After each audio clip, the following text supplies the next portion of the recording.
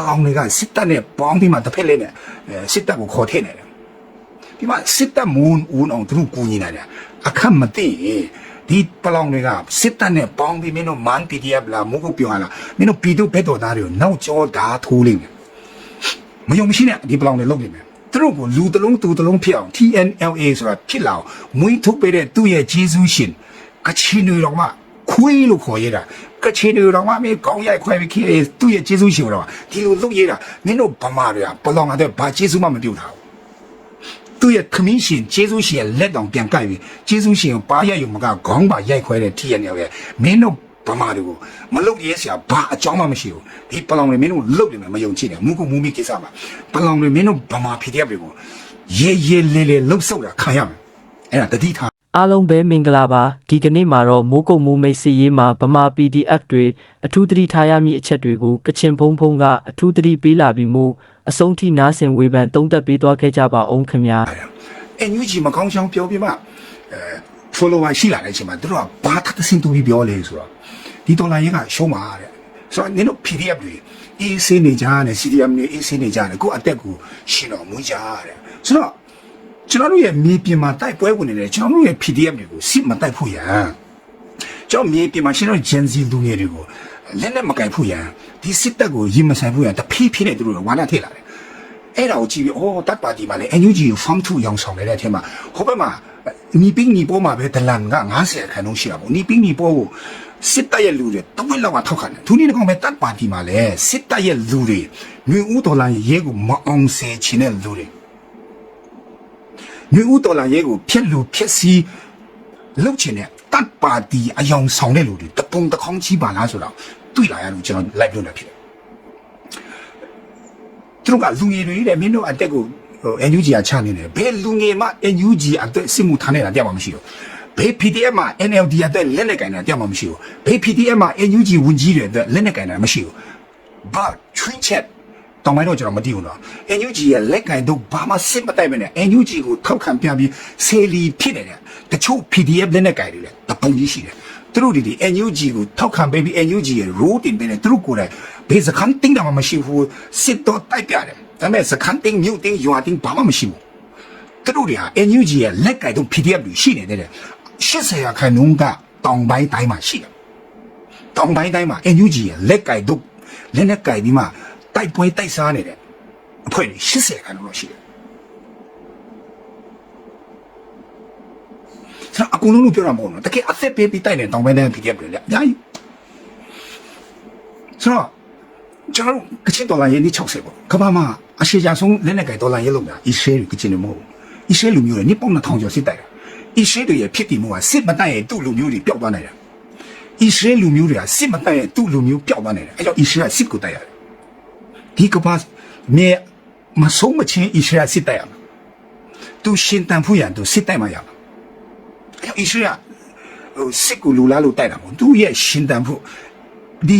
ဂျူးလူမျိုးတွေကဘာမြေပေါ်မှာရှင်တန်ဖို့တော့စစ်တိုက်ရတယ်အဲ့ဒါအင်မတန်စိတ်ဝင်စားစရာပေါ့အဲကြောင့်ကျွန်တော်တို့ဘေးတော်လာရေးပဲဖြစ်ဖြစ်ရှင်တန်ချင်းနဲ့တင်းကြံချင်းနဲ့ဆိုစစ်တိုက်ကိုတိုက်ရတယ်ယူယူပဲပုံပုံပြပြထွက်ပြေးလို့မရတင်းဆရာရှိတာတင်းပလိုက်ရတယ်အစ္စရေးဆိုဂါဇာတွေမှာတင်းပလိုက်တာနားမလဲအကုန်တင်းပလိုက်တာစစ်တခါတည်းသူ့မြေပုံကြီးလာစစ်တခါတည်းအစ္စရေးမြေပုံနည်းနည်းပူကြီးလာတယ်စစ်တခါတည်းမြေပုံပူကြီးလာတယ်ဆိုအစ္စရေးနဲ့စစ်တိုက်တဲ့လူတွေကမင်းအားတော့ကဘာကြီးကွာမင်းတခွေးတွေမင်းရင်းနာနဲ့တောက်တောက်လေးထွက်တဲ့နိုင်ငံဒီမွတ်စလင်တွေတန်ပေါင်း900 600နဲ့မင်းဒီစေတနာဝင်ပြီးတဲ့လူတွေဘင်းရဲတာနေနေစားလာကွာဆိုကျွန်တော်တို့ကဒါကိုထောက်ခံခြင်းမထောက်ခံခြင်းနဲ့ကျွန်တော်တို့ဒါတော့အတူယူရတယ်မွေးရှိတိုင်းတနာအင်အားရှိတိုင်းလူများလည်းစစ်နေတာမဟုတ်စိတ်တက်နဲ့တိုက်တာဆိုတော့ကချစ်တော်လာရဲ့နေ့တော့ကြာလာအချိန်မှာအစ္စရေးသူ့ရဲ့လူမျိုးတွေအတွက်လူငယ်တွေစစ်တိုက်မှာတော့လူငယ်တွေတိုက်မှာကျွန်တော်လူဘိုးတော်တွေဘာမှတုံးစားလို့မရအာပဲချောင်လို့ရတာ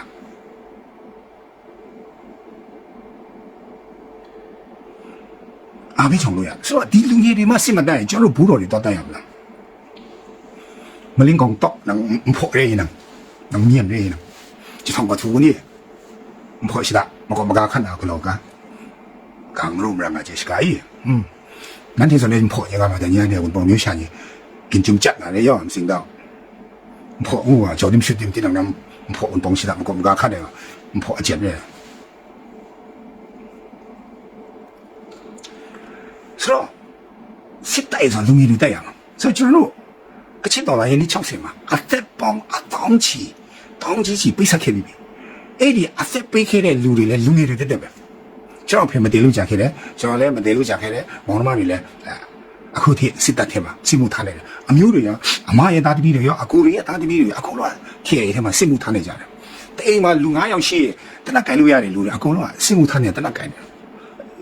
ကျွန်တော်ဒါကြီးတက်ကတူတဲ့တနက်ကင်ထားခဲ့ဆိုတော့ကျွန်တော်သားကိုကျွန်တော်တက်ကတူမတက်ခိုင်းပဲနဲ့နိုင်ငံခြားမင်းတို့အမေရိကပြေးတယ်ဆိုတာအခုမှငါသားအောင်ငါအမေရိကပို့ရဟိုးမင်းတို့တော့ဗမာပြည်မှာအမေစုချမ်းမာပါစေမေစုချမ်းမာပါစေဆိုကနေတဲ့ချိန်မှာငါသားအောင်ငါအမေရိကပို့လို့ရတယ်နားလည်လားဒီအမေရိကရောက်လာမင်းတို့အရင်ကြီးကျယ်မယ်မတော်ချင်လို့မတော်တယ် first generation နဲ့တက်ကြီးရွယ်ကွာတက်ကြီးပါသူများနိုင်ငံမှာအလုပ်သမားမလုပ်ချင်လို့မတော်တာအလုပ်သမားလုပ်ဖို့ငါစိတ်ဝင်စားလုပ်ငန်းရှင်ဖြစ်ချင်တယ်ကိုယ်ပိုင်စီးပွားရေးကိုယ်ပိုင်လုပ်ငန်းလုပ်ချင်တယ်ဆိုတော့ကျွန်တော်သားကိုကျွန်တော် KA စစ်တပ်ထဲမှာကျွန်တော်ကချင်လက်နဲ့ကြိုက်တတ်မှာတနက်ကြိုက်ခဲတာ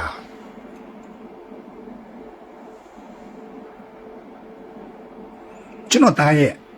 ဘဝအသက်ကိုချနေတယ်လို့ကျွန်တော်အဖေတယောက်လည်းကျွန်တော်မခံယူဘူး KA လူကြီးတွေတဲ့ကျွန်တော်သားရဲ့အသက်ကိုချနေတယ်လို့ကျွန်တော်မခံယူဘာဖြစ်လို့မခံယူရလဲဒီတော်လိုင်းရေးကိုယုံတယ်အဖေငါတို့မောင်နှမတွေစစ်မှုထမ်းတယ်ကိုသားသမီးတွေခင်ပါလေစစ်မှုထမ်းတော့ငါတို့ကုန်ယူတယ်မင်းတို့လက်နဲ့ကြိုင်တာငါတို့အထူးသဖြင့်ကျွန်တော်ရောက်ခမမျိုးပမာတွေပြောချင်တယ်လက်နဲ့ကြိုင်တာ9နှစ်တောင်ပြီးတယ်ဟာပြီးတယ်ပဲစစ်မတိုင်နေတဲ့လူငယ်တွေဘုရားဟိုချမ်းနေတယ်မင်းတို့လူငယ်တွေရှင်းတာကိုနေကြတယ်အဲ့လိုဒီစစ်တပ်ကိုနိုင်မှာမဟုတ်တယ်မင်းတို့ဘုရားတက်လန်းကိုပြောကြတယ်လူကြီးလိုက်အကုန်နိုင်ငံခြားထွက်သွားနော်ယူတော်လာရဲကွာအကြောင်းပြပြီနိုင်ငံခြားထွက်သွားတဲ့လူနဲ့အပြင်မှာပြည်တွင်းမှာမရှိတဲ့လူနဲ့ပြည်တွင်းမှာရှိတဲ့ဘေးပမာမှာသူတို့သားသမီးတွေကို PDF လုပ်ခိုင်းတာကိုသူတို့ဒီ NUG အတုံးချခံတယ်လို့ဘေးပမာမိပါမှာအဲ့လိုသဘောမထားဘူးစစ်တပ်ဘလောက်အောက်တန်းကြပြီဘလောက်ပြော့ရမ်းပြီဘလောက်အတ္တကြီးလဲငါတို့ဗမာလူမျိုးတွေကျစနိုင်ငံတကူလူမျိုးဖို့ငါတို့ဗမာမြေလူမျိုးဖို့ငါတို့ဗမာလူမျိုးတွေစစ်ကြုံဘောကလူမျိုးဖို့ငါတို့ရဲ့ဗမာတွေရဲ့အသက်ကိုမစတေးပဲနဲ့ဘသူအသက်ကိုစတေးစေချင်တာလဲငါတို့ကချင်မြေလူမျိုးဖို့ကချင်လူငယ်တွေရဲ့အသက်တွေဘုံမတွေအနာဂတ်တွေနဲ့ခင်းဒီမှာလူမျိုးရတယ်လို့ငါတို့ဗမာမြေလူမျိုးဖို့ငါတို့ဗမာလူငယ်တွေရဲ့ဘဝတွေအနာဂတ်တွေကိုမစတေးပဲနဲ့ဘာနဲ့ကျွန်တော်တို့ကစတေးပြီးမှလူမျိုးကဘာပေါ်မှာအသက်တွေးချွေးမစတေးတဲ့တော်လာရဲ့တခုမှမရှိဘူးကြည့်လိုက် Facebook မှာကျတော့တပ်ပါတီလို့ NUG ကို form 2ပြီးမှနာမည်နဲ့ရလာပြီဆိုတော့ follower ရှိပြီဆိုတော့မြေပြင်က PDF တွေကိုစစ်မတိုက်ဘူးပါအပြင်းထည့်လာတယ်တပ်ပါတီတွေအဲ့ဒါတပ်ပါတီမို့မင်းတို့ကစစ်တပ်ရဲ့လူတပ်ပါတီအယောင်ဆောင်ပြီးတော်လန်ရဲကိုဖျက်လို့ဖျက်စီးလုပ်နေလူ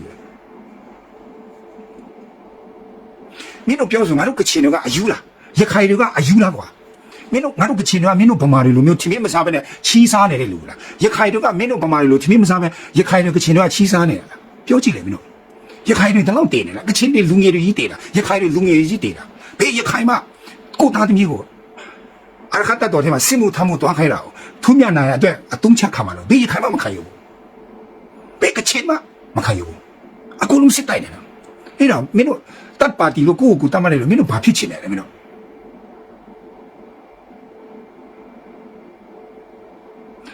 NUG ကို EACC form 2တခုဖော်မလား EACC ဖော်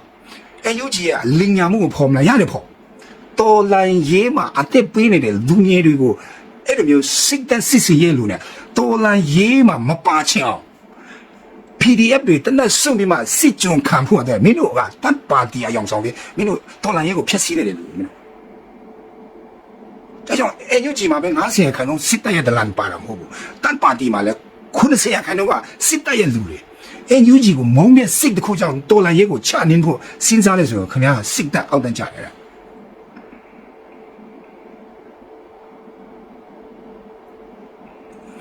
မူခုနဲ့မူမိက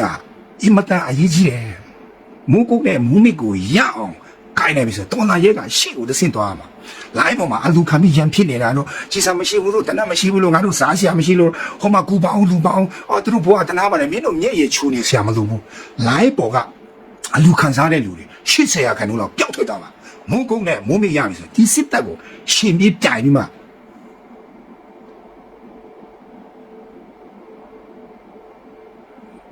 လို့ရမှာဒီစစ်တပ်ကိုမနိုင်ဘူးဆိုရင်မရဘူးစီစစ်တပ်နိုင်ဖို့ငွေလို့တယ်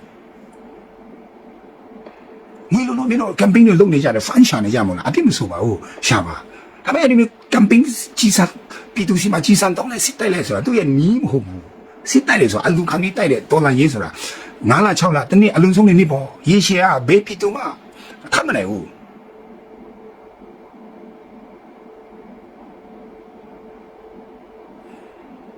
အခုလေ NUG ကဥဆောင်နေတာမဟုတ် NUG ကစစ်တိုက်တာမဟုတ်ပါတော့ဖျားခင်းဘူးတော့ပဲဒါလက်ခံတယ် NUG ကဖျားခင်းဖို့လက်ခံတယ် NUG ကိုပြောရတယ်လက်ခံတယ် NUG က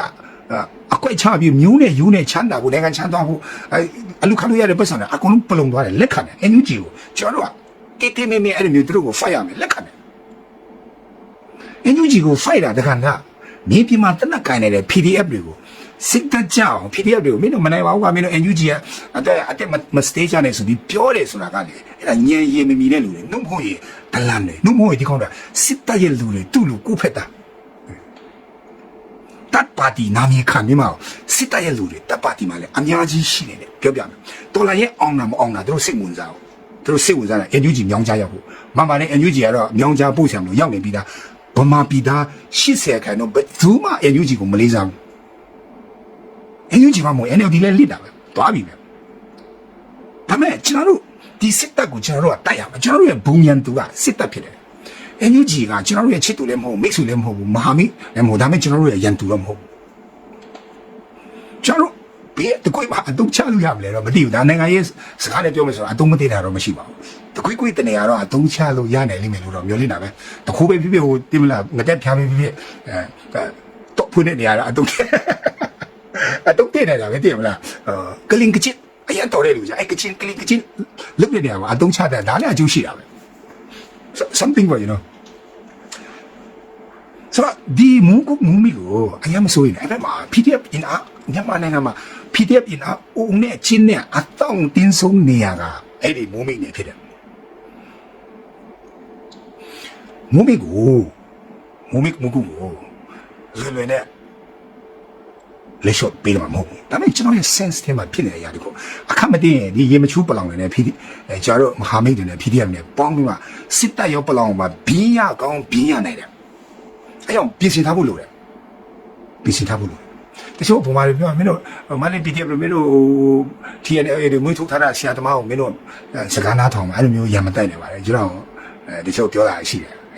အဲ့ဒါရေမချိုးတွေကျွန်တော်ပြမယ်ပလောင်တွေမှာကျေးဇူးခံကျေးဇူးစားဆိုတာမရှိဘူးအမီးကျက်အမီးစားတယ်ခေါင်းကျက်ခေါင်းစားတယ်ဒီကောင်လေဒီကျေးဇူးရှင်ပြောတယ်ဒီကောင်တွေကိုမွေးထုတ်ပေးတာနှခါတိတိနော်ဒီကချင်တွေတော့ KA တော့ကချင်ခွေးဆိုပြီးပြေးတာမင်းတို့ PDF တွေကိုပါရိုက်တာလေဒီကောင်လေ PDF တွေမောင်းထုတ်ပြီးမရိုက်ဆက်ဆံတာဆိုတော့ဒီပလောင်တွေရဲ့စကားယုံနေလေမင်းတို့မန် PDF ရောမုကုတ်ပြဟာရောမင်းတို့နွားဖြစ်မယ်နော်ဒီ TNL ကိုခတ်မှတုံ့ပြန်မှရမကြောက်နဲ့မုံမိနေပါဒီစစ်တပ်ရောစစ်တပ်နဲ့ TNL ရောပေါင်းသွားနိုင်တယ်မုံကုတ်ဝင်ဖို့တယ်ဘာကြောင့်လဲဆိုသူတို့ဒီမန်တုံနမ်ဆန်ကိုသူတို့ပလောင်ကူပိုင်အုပ်ချုပ်ခွင့်ရဒီလာတော့သူတို့လူချင်းတယ်ဆိုတော့ပြောမတတ်ဘူးဒီပလောင်တွေကစစ်တပ်နဲ့ပေါင်းပြီးမှတစ်ဖက်လေးနဲ့စစ်တပ်ကိုခေါ်ထည့်နေတယ်ဒီမှာစစ်တပ်မွန်းဦးအောင်သူတို့ကူညီနေတယ်အခက်မသိရင်ဒီပလောင်တွေကစစ်တပ်နဲ့ပေါင်းပြီးမင်းတို့မန် PDF လားမုကုတ်ပြောဟာလားမင်းတို့ပြည်သူဘက်တော်သားတွေကိုနောက်ကျောဓာထိုးလိမ့်မယ်မယုံမရှိနဲ့ဒီပလောင်တွေလုပ်လိမ့်မယ်သူတို့ကိုလူတလုံးသူတလုံးဖြစ်အောင် TNLA ဆိုတာဖြစ်လာအောင်မွေးထုတ်ပေးတဲ့သူ့ရဲ့ဂျေဇူးရှင်ကချင်တွေတော်မှခွေးလို့ခေါ်ရတာကချင်တွေတော်မှမင်းခေါင်းရိုက်ခွဲပြီးသူ့ရဲ့ဂျေဇူးရှင်တော်ဒီလိုလုပ်ရတာမင်းတို့ဗမာတွေကပလောင်ကတော့ဘာဂျေဇူးမှမပြုတ်တာဘူးသူ့ရဲ့ခမင်းရှင်ဂျေဇူးရှင်လက်တောင်ပြန်ကိုက်ပြီးဂျေဇူးရှင်ဘာရိုက်ယူမကခေါင်းပါရိုက်ခွဲတဲ့ TNL ရဲ့မင်းတို့ဗမာတွေကိုမလုပ်ရဲစရာဘာအကြောင်းမှမရှိဘူးဒီပလောင်တွေမင်းတို့လုတ်နေမှာမယုံကြည်နဲ့မုကုမူမီကိစ္စမှာပလောင်တွေမင်းတို့ဗမာ PDF တွေကိုရဲလေလှုပ်ဆုပ်တာခံရမယ်အဲ့ဒါတတိထား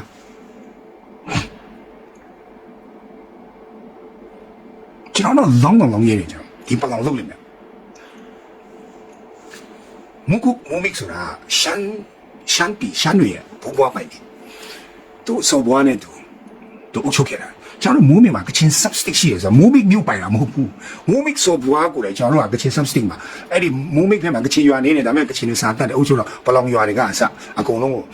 ကျေးဇူးပါကိုကျက်စင်ဒီကချင် substick ကချင်တွေကအပိုင်စားမိုးမိဆိုဘွားရှမ်းဆိုဘွားတွေကိုလည်းဒီလိုမျိုးတော့တူပေးတာအဲ့ဒါမန်တုံတို့မိုးမိတို့ဆိုတော့ဒီစင်လီလို့ခေါ်တင်းလီဆိုဘွားလဲလို့အဲဆိုကချင်တွေကခေအစင်ဆက်ဒီရှမ်းဆိုဘွားတွေကအများအားကူညီခဲ့တယ်那下面那个钱呢，搞不了生产业务，你帮长期抵烧它的。是吧？我们没有个钱呢，别都妈妈来没顶白铺，反正是我们是相对没有相做不完的，所以我们没有来不嘛的阿白就路没有，特别是我们个实在代表多拉耶对，多拉耶后面铺阿东车没所以，被香港没干过哟，被香港也没干过，阿偏我不老女啊。我刚过来是都是我美国都不浪逼呢，他妈特别嘛，俺都带了，俺都有没说的，啊，各种地波叫没是凶男啊，但山面的，哎，没有嘛山面，没有啊，满里代么，没有说山的也面，那山land，这时候山里过来，我们带上我的的，这样的个钱是不是这个表现嘛？啊，地不一样啊，滴滴的么里头，啥料怕不？山毕业的买了么地方呢？พี่น้องไทยเขานะอย่างงูอ่ะที่ไม่รู้หรอกมึงไม่รู้ฉันรู้ยังบุบว่าไปเนี่ยประตูว่าอยู่รู้ไม่เอาน้องที่ชิมาฉันอยู่เปลี่ยนไปอ่ะแต่ว่าตัวเรายังไม่อ่อนขึ้นมาตัวเรายังอ่อนเมียนพูดด้วยอ่ะต้องชาเราไปฉันมาไปฉันยังไงตัวมากันกว่าแล้วอันนั้นเช่นเราจะเป็นแบบสระมึงไม่เพ่มามุมิดสินลีกชินซับซิงลูกคอร์ตัวอย่างมุมิกอ่ะเจ้าเรากชินเนี่ยมุมิกไม่รู้เปล่ามุมิกมันเนี่ยมากชินเนี่ยทำไมเลยสิเนี่ย所以มุมิกสุดละก็ที่ไอ้เนี่ยขาดิ้งเนี่ยดูชินเป็นสุดเลยใช่ป่ะนี่เนี่ยตัวสินใช้กูสิစစ်တပ်ကအင်တာနက်ပေါ်မှာသတင်းများကိုတံပြန်ရန်နှင့်နိုင်ငံရေးအရာတိုက်ခိုက်မှုများကိုတားမြစ်အရေးယူရန်ပြည်ထရေးဒုဝန်ကြီးဦးဆောင်သောကော်မတီနှင့်နည်းပညာကျွမ်းကျင်အဖွဲ့များဖွဲ့စည်းပြီး24နာရီစောင့်ကြည့်အကြမ်းဖက်စစ်တပ်ကအင်တာနက်ပေါ်မှာသတင်းများကိုတုံ့ပြန်ရန်နှင့်နိုင်ငံရေးအရာတိုက်ခိုက်မှုများကိုတားမြစ်အရေးယူရန်ပြည်ထရေးဒုဝန်ကြီးဦးဆောင်သောကော်မတီနှင့်နည်းပညာကျွမ်းကျင်အဖွဲ့များဖွဲ့စည်းပြီး24နာရီစောင့်ကြည့်ရန်အမိန့်နှင့်ညွှန်ကြားချက်ထုတ်ပြန်ထားကြောင်းစစ်တပ်ကထုတ်ပြန်ထားသောပြန်တမ်းအရသိရှိရသည်အကြမ်းဖက်စစ်တပ်က2025ခုနှစ်ဩဂုတ်လ14ရက်နေ့နေ့စွဲဖြင့်အမိန့်ကြေညာချက်တစ်စောင်ထုတ်ပြန်ခဲ့ပြီးအဆိုပါအမိန့်တွင်အင်တာနက်ပေါ်မှသတင်းတုသတင်းမှားများနိုင်ငံရေးအရာတိုက်ခိုက်ပြောဆိုခြင်းများအပါအဝင်အွန်လိုင်းပေါ်မှလှုပ်ဆောင်ချက်များကိုတားမြစ်အရေးယူနိုင်ရေးကော်မတီတစ်ရပ်ကိုဖွဲ့စည်းလိုက်ကြောင်းအဆိုပါကော်မတီတွင်ပြည်ထရေးဒုဝန်ကြီးကဥက္ကဋ္ဌဖြစ်၎င်းပို့ဆောင်ရေးနှင့်ဆက်သွယ်ရေးဒုဝန်ကြီးကဒုတိယဥက္ကဋ္ဌဖြစ်၎င်းအဖွဲ့ဝင်အားလုံးစုစုပေါင်း7ဦးပါဝင်ကြောင်းသိရှိရသည်အဆိုပါကော်မတီတွင်ဥပဒေရေးရာဝန်ကြီးဌာနညွှန်ချုပ်ပြန်ကြားရေးညွှန်ချုပ်စစ်ဘက်ရေးရာလုံခြုံရေးအဖွဲ့မှအရာရှိကြီးတဦးစသုံးလုံးဒုညွှန်ချုပ်ပါဗဟိုဘဏ်ညွှန်ချုပ်ရဲမှုခင်းနှင့်ဥပဒေရေးရာဌာနကြီးမှုဒုရဲချုပ်နှမှုခင်းရဲတပ်ဖွဲ့မှုပို့ဆက်တူညွှန်ချုပ်တို့ပါဝင်ဖွဲ့စည်းထားကြောင်းသိရှိရသည်အဆိုပါကော်မတီ၏လုပ်ငန်းတာဝန်များတွင်အင်တာနက်ပေါ်မှသတင်းများနှင့်နိုင်ငံရေးအရာတိုက်ခိုက်ခြင်းများကိုအရေးယူရန်နည်းပညာကျွမ်းကျင်ပညာရှင်များပါဝင်သည့်အဖွဲ့ကိုဖွဲ့စည်းပြီး24နာရီစောင့်ကြည့်ရန်အင်တာနက်ပေါ်သတင်းတင်သူများနှင့်နိုင်ငံရေးတိုက်ခိုက်သူများကိုနည်းပညာဖြင့်ရှာဖွေဖော်ထုတ်အရေးယူရန်အင်တာနက်ပေါ်မှသတင်းဖော်ပြမှုများကိုအဖွဲ့ဖွဲ့စည်းပြီးတံပြန်ဆောင်ရွက်ရန်တို့ပါဝင်သည်ယင်းအပြင်ကျူးလွန်သူများအသုံးပြုလျက်ရှိသောဖုန်းနံပါတ်များပိတ်သိမ်းရေးဘဏ်အကောင့်အချက်လက်များငွေသွင်းငွေထုတ်မှတ်တမ်းများရယူခြင်းနှင့်ဘဏ်အကောင့်များကိုယာယီတားဆီးခြင်းများပြုလုပ်နိုင်ရေးညှိနှိုင်းဆောင်ရွက်ရန်တို့ကိုလည်းကော်မတီ၏လုပ်ငန်းတာဝန်အဖြစ်ထည့်သွင်းထားသည်စီရဲမှာဒီမျိုးတွေပါတယ်ဆိုတော့တီးလို့တက်တက်မဲ့စုပ်ပြလိုက်တယ်ဒါမဲ့တော့ကြည့်နေတယ်မပေးမှခဲရှိတယ်တင်းထားတယ်မုံမိပဝန်းကျင်ကိုတော့ကြည့်နေတယ်ဆိုအဲ့ KA ကမွေးထုတ်လိုက်တယ် PDF တွေ ABSDF တွေကျတော့ဗမာ PDF တွေ KPDF တွေအများကြီး AA ကအဆုံးရှိတယ်အဲ့မုံမိကွေတကြောမှာဆိုတော့ဒီပလောင်ကစစ်တပ်ကိုပေးတိုင်းမုံမိကိုစစ်တပ်ကလွယ်လွယ်နဲ့ဝင်လို့မရဘူးဆိုတော့ကျွန်တော်ဗမာလူထုကိုနိုင်ငံတကာမှာရှိနေဗမာတွေရော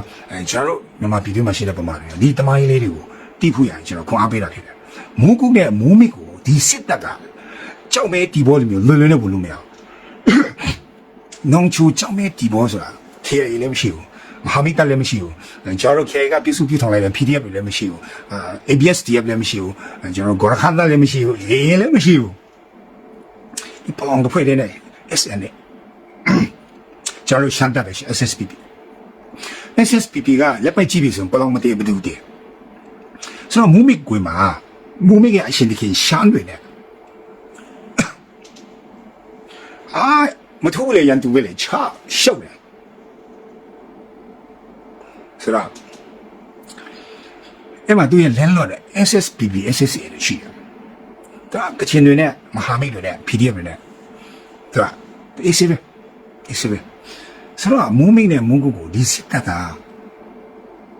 နောင်ချူကြောက်မဲဒီဘောလိုမျိုးဝန်ထိုးလုံးဝမဖြစ်နိုင်ဘူးသူတို့ရဲ့တက်ခွေးပဲအဲ့ဒါတကယ်ပြောတာမယုံစောင့်ကြည့်မူကုမူမိကိုနောင်ချူကြောက်မဲလိုမျိုးဘေးလွယ်နဲ့ဘေးလိုက်လိမ့်မယ်လို့ထင်မာနာလိမ့်မယ်ဒီစစ်တပ်သုံးပြီးတယ်မြောက်လည်းဒုမနာသားတယ်တတ်တဲ့ဒီပန်းမျက်ပြင်ချီကုန်တယ်မှတ်ထားမယ်တော့မူမိခွေးဆိုတာခေရရဲ့နေရာခေရနဲ့သူ့ရဲ့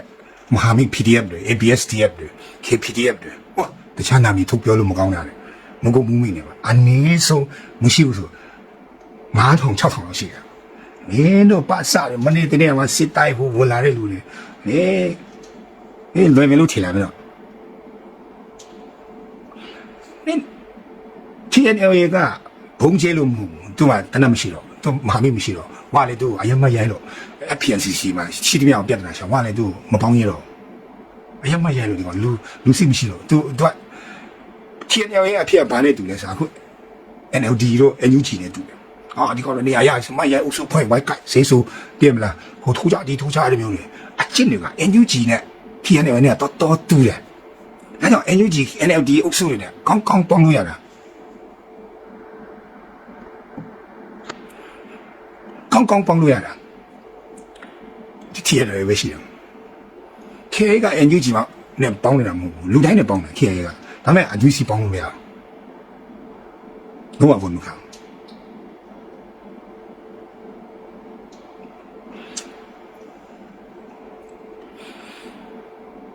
TNL ကသူခံတိုက်ခဲ့တယ်ဆိုတာအနေနဲ့ကြည့်တောင်းခါမှာပဲရှိတယ်နောင်ချိုလေးတွေအချောင်းလေးဒီပေါ့သူခံတိုက်တာမဟုတ်ဘူးအတိုက်ပြပြီးဆုတ်ပေးလိုက်တာအပြပဲတိုက်တာသူ့မှာတိုက်နေတဲ့လက်မရှိလက်နဲ့ပဲရှိတယ်ခွေးပစ်တော့လက်နဲ့ဆိုတာကြီးစားမရှိအလကားပဲသူ့မှာ background မရှိဘူးတရုတ်ဖျားဆိုရှောက်ပြောတာဘယ်ပလောင်တွေနေတဲ့နေရာတရုတ်နေဆက်နေတရုတ်နဲ့နေဆက်ချင်းနေနေချင်းထိနေနေတာတနေရာမှမရှိဘူးဂုံသွေးပြီးအဲ့ဒီတောင်ပေါ်မှာနမ်ဆန်လို့မတူဘူးလားဒီနမ်ခမ်လို့ရှောက်မပြောနဲ့အဲ့ဒါရှမ်းတွေမျိုးကြီးအပြည့်အတမမောင်းထုတ်ပြီးတရုတ်နဲ့နေဆက်တန်းလုံးတယ်ပလောင်နဲ့နေဆက်ပလောင်နဲ့တရုတ်နဲ့နေဆက်ကတလက်မှမရှိဘူးဟောအထင်းမှာဘာတရုတ်ဖြစ်အားမှမရှိပါဘူးတရုတ်ကသူ့ကိုဖြက်လေးဖြက်လုပ်တာဘွဲကွက်လုပ်တာတရုတ်ကသူ့မပေးတော့ဆိုဝါကနေမပေးတော့ဘူးဆိုသူလက်နဲ့မရတော့ကြီးစံမရတော့အစားအစာမရတော့ပလောင်မှာမရှိတယ်လက်ဖက်ပဲထွက်တာပြန်တော့လူမှုစစ်ဆန်ရေးလည်းညက်သူများနဲ့လည်းမပေါင်းတတ်ဆိုတော့ပလောင်ကဘာစားမြေကြီးစားပြီးစစ်တိုင်လို့မရဘူးလေနောက်စလုံးသုံးပြီးမှသူတနတ်ထဲမှာထည့်ပြလို့မရဘူးတီးပြီးပေါ့ပလောင်မတည့်ဘူးတည်ဆိုတော့ဒီပလောင်ကဒီစစ်တပ်ကိုခေါင်းမငြိဘူးဆိုရင်နမ်ဆန်မန်တုံတော်မှာပျောက်ထွက်သွားပြီးမှ2005ကျတဲ့ပလောင်ကနေချတာပြည်သူစစ်ဖြစ်တယ်ဒီပလောင်က BGF ဖြစ်သွားတယ်ပြည်သူစစ်တာဖြစ်သွားတယ်ဒီစစ်တပ်တကယ်ပြီးပလောင်လုံးဝမခံနိုင် TNL ရဲ့တမိုင်းမှာခံစစ်တခါမှမတည်ဘူးထိုးစစ်လဲသူကိုယ်လည်းမဦးဆောင်ဘူးအရင်က KA ဦးဆောင်ပြီးမြောက်ပိုင်းညီနောင်လေးဖို့ဆိုပဲနည်းနည်းပါပြစ်တာပဲရှိတယ်ဒီပလောင်တွေကထိုးစစ်လည်းမလုပ်ဘူးတဲ့30ကိုပထမလိုင်းဒုတိယလိုင်းမှာပဲခေါ်လို့ဖူးတာသူတို့မှာခံစစ်တိုက်ဖူးတဲ့အတွေ့အကြုံလည်းမရှိဘူး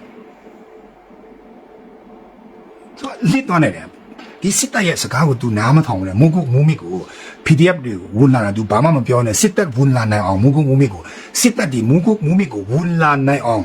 ပလောင်တွေမကူညီဘူးဆိုရင်ဒီပလောင်တောင်ကပျောက်သွားနိုင်တာနမ်ဆန်မန်တုံကိုဆက်ပြီးမှဒီစစ်တပ်ကလုံးဝခုမလုပ်ဘူးပလောင်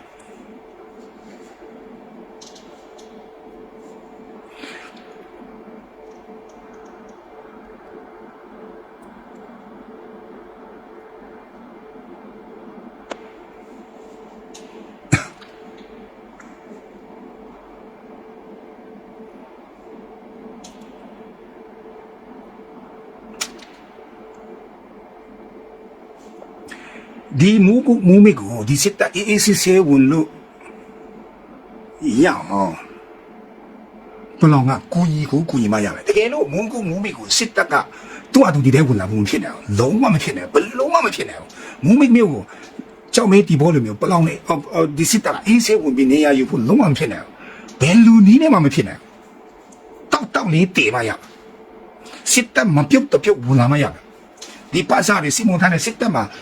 你嘛帮零啊糖了，木苏嘛撇了嘛，都蒙古蒙美哪有干路样嘛，蒙古蒙美国。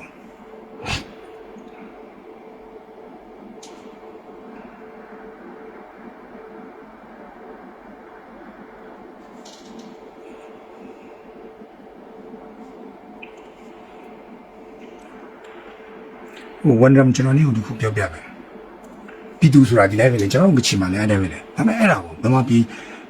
ကပြည်သူတွေမြောက်လည်းပဲတန်တယ်လို့ပြောတာခင်ဗျာစစ်တပ်တော်စီးရဲတယ်လို့ကျွန်တော်ကဒီတိုင်းပဲထောက်ပြချင်တယ်ဒါမပြောရဘူးအဲ့လိုမျိုးကျွန်တော်တကယ်ချင်းနေတူတာတမျိုးနိုင်ငံခြားပို့ထားတယ်ပဲဝဲတက်ထားတာဝဲယူကြတာအဲ့ဒါကိုကျွန်တော်တကယ်ချင်းနေကျွန်တော်တော့ blame လို့မရဘူးဒါကိုခံယူချက်နဲ့ကိုကျွန်တော်ဒါကိုစစ်တပ်ထဲပို့တယ်နင်းသားလည်းပို့ရမလို့ကျွန်တော်ပြောလို့မရဘူးလူဆိုတာဟိုပြည်သူဆိုတာတော့ပြည်သူပဲပေါ့အမျိုးရှိမှာပေါ့တခုပဲရှိတယ်ဒီစစ်တပ်နဲ့မပေါင်းစစ်တပ်ကမထောက်ခံစစ်တပ်ရဲ့တောက်တိုင်မလုပ်ဘူးဆိုတာဒါပြည်သူပဲအဆူတော်လည်းဒီတိုင်းပဲနင်းသမီးနင်းသားလည်းဒီတိုင်းမြောက်လည်းရဲ့တောက်တိုင်လုပ်တယ်မြောက်လည်းနဲ့ပေါင်းပြီးမှပြည်သူကိုတော်လာရဲကိုဖျက်လို့ဖျက်စီးလို့ဆိုတာဒါကတော့လက်ခံလို့မရဘူးအခုဒီပါတီမဇက်ကားမျိုးဝါဒဇက်ကားရိုက်တယ်လို့ပါတော့ဒါလက်ခံလို့မရဘူးနေသူတို့မိမြဲတော့လုံးဝလက်မခံနိုင်ဘူးဥပမာတချို့အဆူတော်တွေရှိတယ်ကွာသူတို့ကလပ်မှာပဲတီးစားလမ်းဘေးမှာပဲတီးစားဒီစစ်တပ်အတွက်ဝါဒဖြန့်တဲ့ချင်းမဆိုဘူးစစ်တပ်အတွက်တောက်တယ်မလုပ်ဘူးဆိုဒါကျွန်တော်တို့ idea ဆိုတော့ကျွန်တော်ဘွဲကွက်သွားလို့မရဘူးကျွန်တော်စိုက်ထိဆိုင်တယ်တို့တွေးလည်းမဟုတ်တို့တားလည်းမဟုတ်ဆိုနေတို့ဘွဲကွက်ဘယ်သူလုပ်လဲကုထီကိုအကြီးကျယ်ဘွဲကွက်လုပ်ထီးဆိုင်ရဲ့တချင်းတာ88အရေးချင်းကိုရိုက်ချိုးခဲ့တာဘူထီရဲ့တချင်း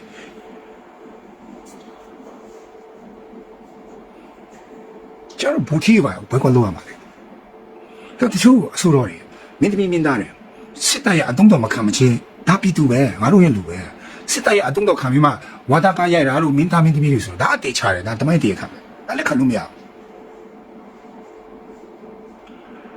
ငါတို့တော်လာရဲလို့ငါတို့ဖက်ပါမလားဆိုပြီးအဲ့ဒီ mix ကိုရန်သူတော့ဖွင့်လို့မရဥမာ IC ဆိုတာ IC ဘက်ချစ်စမောင်တို့ဘောမိုင်းတို့သူကစစ်တပ်ရဲ့အတုံးတော်ခံနေတာမဟုတ်ဘူးအေး IC ကစစ်တပ်အတွက်ဝါဒဖြန့်တဲ့ချင်းဆိုတယ်ရှူးဆိုပဲလေဆိုတော့အေး IC လည်းဘွေးကွက်လို့ရမှာအခုကကွာမင်းတို့ကတော်တော်စပင်တန်တယ်ပြောချင်တာဘယ်ရောက်မှလည်းမသိဘူးဆိုတော့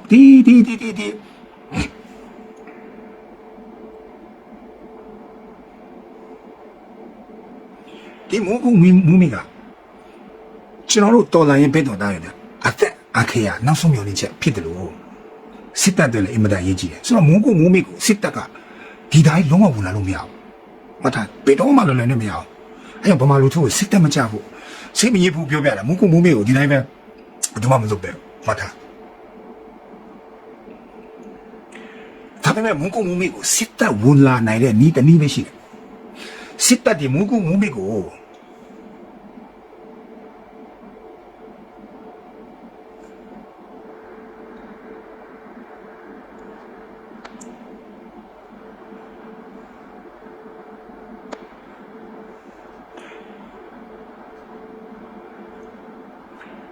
မုံကုမုံမိကို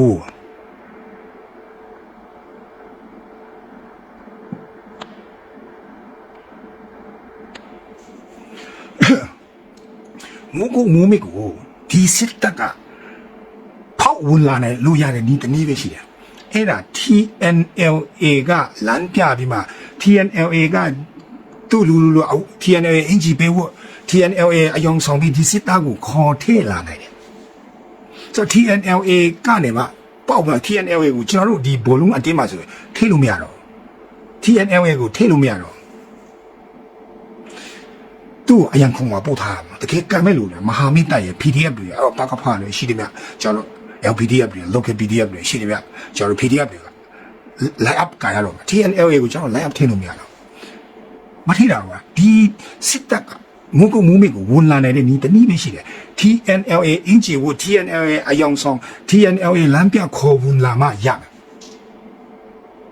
ကျွန်တော်ဘာလုပ်ရမလဲကျွန်တော်ကဆုံးဖြတ်ချက်ကိုပြက်တန်းချပါရသူက TNLA အင်ဂျီပဲဝ အဲ့ဒီစစ်တပ်ကိုတာဘုံကျော်ပဲခေါ်လာထီရတဲ့တမုံတွေပဲခေါ်လာအကုန်လုံးရောပြင်းရုံမှာဒီမှာဘာမှမရှိတော့မုံမေကိုစစ်တပ်ဝင်လာဖို့လမ်းကြောင်းခင်းလာပြီစစ်တပ်ကိုခေါ်ဝင်လာပြီအခြေအနေကတမျိုးဖြစ်လာပြီဆိုတော့အကုန်လုံးကိုရောကျစ်လိုက်ရမှာ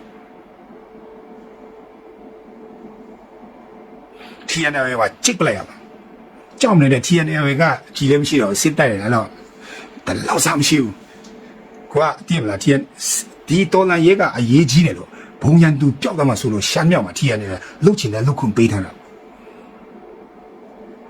နေမြောက်လိုက်တာမရှိကြဘူးလားမင်းဘယ်သူမှကူဆရာမလို့ဘူးအားတို့ခေရဘင်းပြထီရနေကိုမင်းတလားတော့မကြောက်မင်းဘလောင်အမျိုးမှပြုတ်လို့လားဘင်းလို့ရတယ်စစ်တပ်လည်းမနှောင့်ယှက်တဲ့ဘယ်သူမှမနှောင့်ယှက်တဲ့ထီရနေကိုဘင်းပြမယ်ချင်တယ်မင်းတလားမကြောက်ဒါစော်ကားတာမဟုတ်ဘူးတကယ်ပြောတာဆိုတော့ကျွန်တော်ကမုံမေကိုကာကွယ်တဲ့ချိန်မှာမင်းအောင်လိုက်ပြူတွေဖွတ်တွေပဲဒီလိုမရဘူးဘသူပဲဖြစ်ဖြစ် TLA မကလို့ MNDA ဖြစ်ဖြစ်ဘသူပဲဖြစ်ဖြစ်ကွာရုပ်စာဆို SSA ပဲဖြစ်ဘသူပဲဖြစ်ဖြစ်ရှမ်းတပ်ပဲဖြစ်ဒီစစ်တပ်ကိုလမ်းကြောင်းဖွင့်ပေးတာမုံမေကိုဝန်လာဖို့အတွက်အကူအညီပေးဆိုကျွန်တော်တို့ PDF တွေတည်ထားဖို့ဘင်းကိုဘင်းပလိုက်အကုန်လုံးကိုဘင်းရောကျစ်ပလိုက်ရအဲ့ဒီနီးတနည်းပဲရှိတယ်မုံမေကိုကာကွယ်လို့ရကြီးစားတယ်မစိုးရင်လည်းပုံထားနေရှိတယ်အဲ့တို့ဘင်းမှုကြီးစားတယ်ရှိတယ်အလုံးလောက်ရှိတယ်မစိုးရင်လည်းဘင်းနေတယ်အဲ့ဒါကိုပြောချင်တာနော်ကျွန်တော်ထင်တယ်စစ်တနာကြီးခွဲတော့မယ်စစ်တနာကြီးထိုးတော့မယ်ပြောတာ15မိနစ်ပဲလို့အချိန်တော့ကြာသွားပြီဆိုတော့ဒီကဒါတော့ပဲပြောရင်ကောင်းလိမ့်မယ်လို့ထင်တယ်နော်အဲ့လောင်တဲ့လူလည်းတော့လောင်နေပြီဆိုတော့လောင်တဲ့လူကိုလောင်ပြီးတည်သွားကြမှာစင်များများရှင်းပဲသူကရောက်တရားနေရာလောက်ရှင်းတယ်